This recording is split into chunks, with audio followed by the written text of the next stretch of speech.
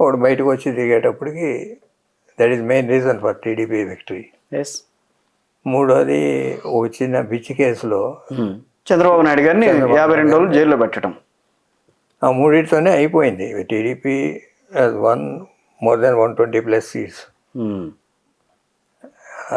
తర్వాత ఇవన్నీ land titling act అన్నారు, వీళ్ళు సమర్థించుకోలేకపోయారు.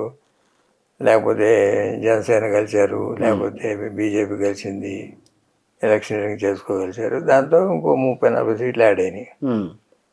టీడీపీ వల్ల జనసేనకు ఒక 21 గెలిచే అవకాశం వచ్చింది. లేకపోతే 0.5% కూడా లేని బీజేపీకి ఒక 8 సీట్లు గెలిచే అవకాశం వచ్చింది.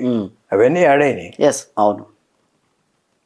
కానీ 3 ఫ్యాక్టర్స్ ఏది, వీళ్ళు భువనేశ్వర్ గారితో మాట్లాడటం, భువనేశ్వర్ గారి మీద చెడుగా మాట్లాడటం, లోకేష్ పాదయాత్ర, జైల్లో ఒక పిచ్చి కేసులో జైల్లో పెడతాం. ఈ 3 కూడా మూడింటితోనే టీడీపీ వాక్ ఓవర్. మీరు ఆ సబ్జెక్ట్లోకి వెళ్ళారు. ఎందుకు వెళ్ళారు ఆ సబ్జెక్ట్లోకి చెప్తున్నా. ఇప్పుడు సోనియా గాంధీ, మన రాహుల్ గాంధీ గారి గురించి మాట్లాడతారు. రాహుల్ గాంధీ గారి నుంచి అలా గ్రో అవుతుంది. ఒకసారి రాహుల్ గాంధీకి నేను లోకేష్ కంపేర్ చేస్తున్నా. ఎందుకు పనికిరాడన్న వాళ్ళు, పప్పు అని తిట్టిన వాళ్ళు అంటే అలా వాళ్ళు ప్రూవ్ చేసుకుంటారు. Rahul Gandhi has proved himself. No doubt. అట్లనే లోకేష్ గారు ప్రూవ్డ్ హిమ్సెల్ఫ్. మీలో నేను 2 పార్శ్వాలు గమనించా. ఒకటి, కాంగ్రెస్ని కాదనలేరు మీరు, లోకల్గా టీడీపీతోనూ మీరు మంచి స్నేహ సంబంధాలు పార్టీలో కొనసాగుతున్నారు. ఈ 2 ఉన్నాయి. ఇలాంటి పరిస్థితుల్లో ఒక సందర్భాన్ని మీద ఒక క్వశ్చన్ వేస్తాను. మొన్న ఏదైతే అందరూ ప్రమాణ స్వీకారం చేశారో, ప్రమాణ స్వీకారం చేసిన రోజున ప్రధానమంత్రి నరేంద్ర మోదీ గారు పవన్ కళ్యాణ్ని తీసుకొచ్చి, అటుపక్క నుంచి చిరంజీవి గారిని తీసుకొచ్చి, ఇద్దరిని ఒక భుజం మీద పెట్టుకుని, అంటే గతంలో కూడా ఇదే రకమైన సిచ్యువేషను వైఎస్ జగన్మోహన్ రెడ్డి గారికి కూడా ఎదురైంది. చిరంజీవి గారు స్టేజ్ మీదకి రాగానే ముందుగా ఈయన్ని కాకుండా ముందు వెళ్ళి చిరంజీవి గారిని ఆప్యాయంగా పలకరించడం, దగ్గరికి వెళ్ళి పలకరించడం నరేంద్ర మోదీ గారు.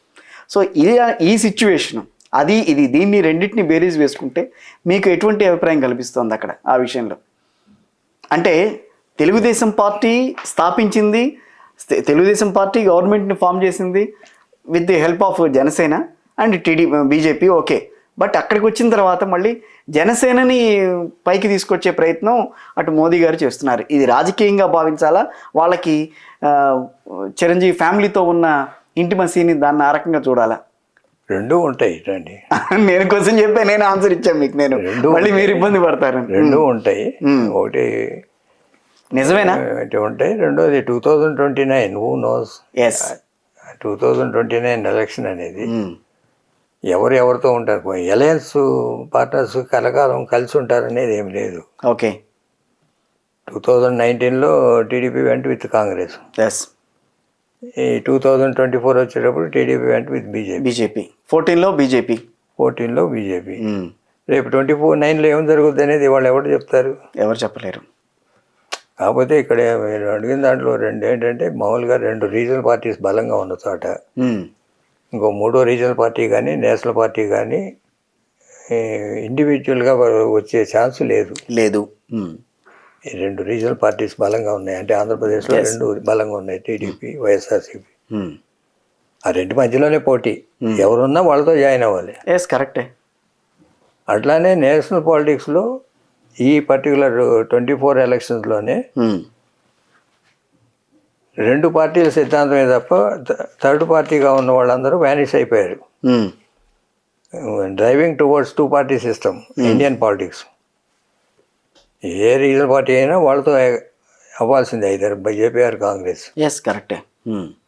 మీకు ఉదాహరణకి ఇప్పుడు 2 కూటమిలో లేకుండా బయట ఉన్న పార్టీలు, ఇక్కడ టీఆర్ఎస్ కానీ, అటు పక్కన వైఎస్ఆర్సీపీ కానీ, అటు ఒరిస్సాలో బిజు పట్నాయక్ కానీ, తమిళనాడులో ఏడీఎంకే కానీ, మొత్తం ఒక పార్లమెంట్ సీట్ కూడా లేకుండా వచ్చింది. ఎక్సెప్ట్ వైఎస్ఆర్సీపీ 4 సీట్లు కానీ మిగతా వాళ్ళు ఎవరికి ఒకటి కూడా రాలేదు. ఆ సిచ్యువేషన్ ఎందుకు వచ్చింది? నేషనల్ పాలిటిక్స్లో 2 పార్టీ సిస్టమ్కి వెళ్ళిపోతుంది. పద్ధతిగా ఆ కూటమిలోనో ఈ కూటమిలోనో ఉండాల్సింది ఏ రీజనల్ పార్టీ అయినా. కరెక్టే, ఇప్పుడు మీరు అన్నది నేను ఒప్పుకుంటా. కానీ జనసేన పవన్ కళ్యాణ్ గారిని పెట్టుకున్నారు, ఓ పక్కనేమో చిరంజీవి గారిని పెట్టుకుని ఆయన చంద్రబాబు నాయుడు గారు ఎదురుగుండానే వాళ్ళని దగ్గరికి తీసుకునే ప్రయత్నం చేయటం అనేది కొంచెం అంటే వాళ్ళ ఓన్ స్ట్రాటజీనా లేకపోతే ఉంటుంది. బీజేపీ స్ట్రాటజీలు రోజు మార్చుకుంటూనే ఉంటారు కదా.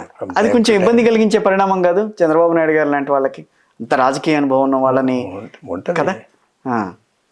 అది అట్లాంటివి చాలా జరుగుతుంటాయి. ఇప్పుడు మామూలుగా ఫార్చునేట్గా చంద్రబాబు నాయుడు గారికి ఏంటంటే ఆంధ్రాలో ఇంకోళ్ళ మీద డిపెండ్ అవ్వకల్లా. ఎస్, అది కరెక్ట్. అది 5 ఏళ్ళు ఇంకోళ్ళ మీద డిపెండ్ అవ్వకల్లా. ఎస్ సెంట్రల్లో BJP has to depend. Yes,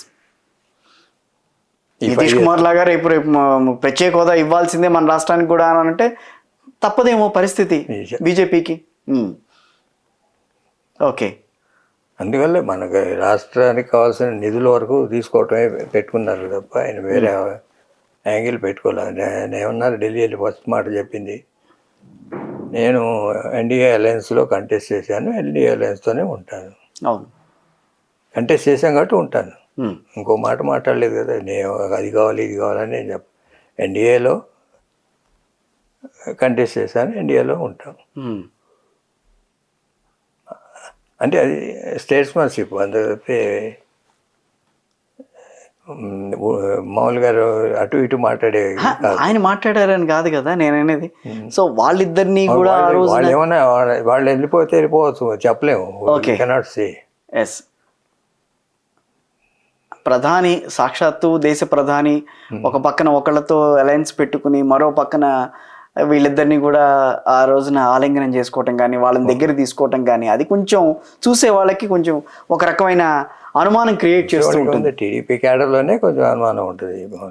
మీకు కూడా అనుమానం కలిగి ఉండాలి కదా ఆ రోజున చూస్తుంటే మీరు టీవీ మామూలు అవన్నీ